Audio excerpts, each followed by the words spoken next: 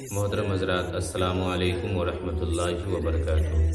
نحمدہ و نصلی علی رسول الکریم، اما بعد، فاعوذ باللہ من الشیطان الرجیم، بسم اللہ الرحمن الرحیم۔ یا ایھا الذین آمنوا کتب علیکم الصیام کما کتب علی الذین من قبلکم لعلکم تتقون۔ ترجمہ: اے ایمان والو، تم پر روزہ فرض کیے گئے ہیں جیسے اگلوں پر فرض ہوئے تھے کہ تمہیں پرہیزگاری ملے۔ میرے محترم عزیز دوستو، روزہ فرض الہی ہے۔ ہر مسلمان مرد عورت عاقل و بالغ پر رمضان شریف کے روزے فرض ہیں، اور نماز معراج کی شب فرض ہوئی جبکہ روزے 10 شوال 2 ہجری کو فرض ہوئے۔ سبحان اللہ! روزہ رمضان کے مہینے میں کیوں منتخب ہوا؟ روزہ اہم سابقہ پر فرض تھا۔ حضرت آدم علیہ السلام ہر ماہ کی 13، 14، 15 کو روزہ رکھتے تھے۔ حضرت عیسیٰ علیہ السلام 1 دن روزہ رکھتے تھے اور 2 دن نہیں رکھتے تھے۔ روزے کا سب سے بڑا فائدہ ہے روزہ رکھنے کے سبب روزہ دار متقی پرہیزگار بن جاتا ہے۔ اس لیے اللہ تعالیٰ فرماتا ہے لعلکم تتقون، اے ایمان والو پرہیزگار بن جاؤ، اے ایمان والو پرہیزگار بن جاؤ۔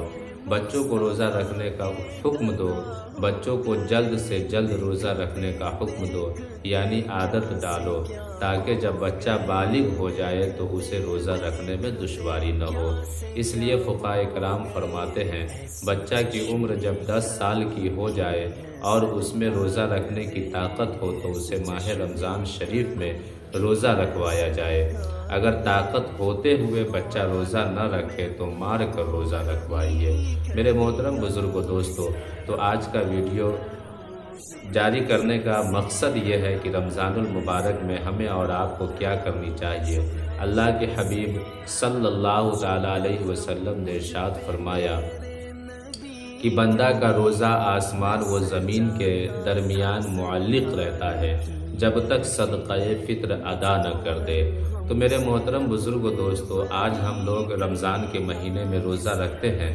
اس روزہ کو ادا کرنے کے لیے، روزہ کو مکمل کرنے کے لیے ہمیں اور آپ کو یہ چاہیے کہ اللہ کے حبیب صلی اللہ تعالی علیہ وسلم کے فرمان کے مطابق صدقہ فطر نکالنا چاہیے، اور یہ نماز عید الفطر سے پہلے ہر مسلمانوں کو صدقہ فطر نکال دینی چاہیے۔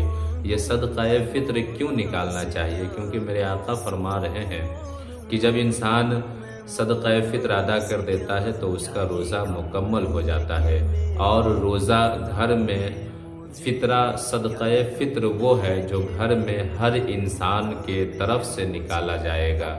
جو بچہ اس مہینہ میں پیدا ہوا ہے اس بچے کا بھی صدقہ فطر نکالا جائے گا۔ میرے عزیز دوستو، تو کہنے کا مقصد یہ ہے کہ ہر مسلمانوں کو نماز عید الفطر سے پہلے صدقہ فطر ادا کرنا چاہیے اور کرنا ہی ہوگا۔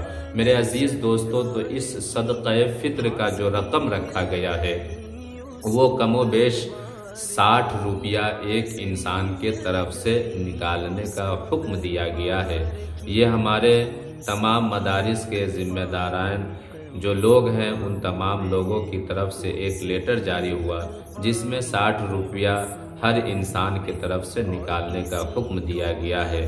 میرے محترم بزرگوں دوستو، جو انسان بہت زیادہ مالدار ہے یعنی اعلیٰ عہدے پر ہے، اس کے لیے کھجور یا منقہ ہے، اور جو اس سے اوسط میں آتا ہے یعنی اس سے تھوڑا نارمل میڈیم کلاس کے جو لوگ ہوتے ہیں ان لوگوں کے بارے میں بتایا گیا ہے کہ جو یا اس کے آٹے کی قیمت نکالا جائے، اور جو سب سے زیادہ غریب ہے، جو اپنے روزمرہ کی زندگی میں کمانے اور کھانے والے ہیں، جو لوگ ادنا ہیں، ان کے لیے گیہوں یا اس کے آٹا کو نکالنے کا حکم دیا گیا ہے۔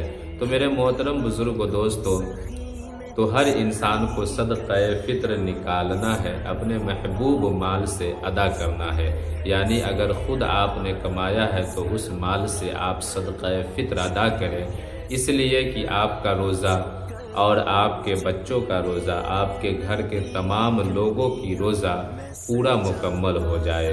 السلام علیکم۔ اگر آپ کو یہ ویڈیو پسند آیا ہو تو چینل کو سبسکرائب کریں۔ اگر فیس بک پر آپ دیکھ رہے ہیں تو پیج کو فالو کر لیں۔ انشاءاللہ العزیز اگلا ویڈیو میں آپ کو بتاؤں گا کہ انسانوں کو زکوٰۃ کیسے نکالنا ہے اور زکوٰۃ کیوں نکالنا چاہیے، اور زکوٰۃ دینے سے فائدہ کیا ہوتا ہے اور زکوٰۃ نہ نکالنے سے فائدہ کیا ہوتا ہے۔ السلام علیکم۔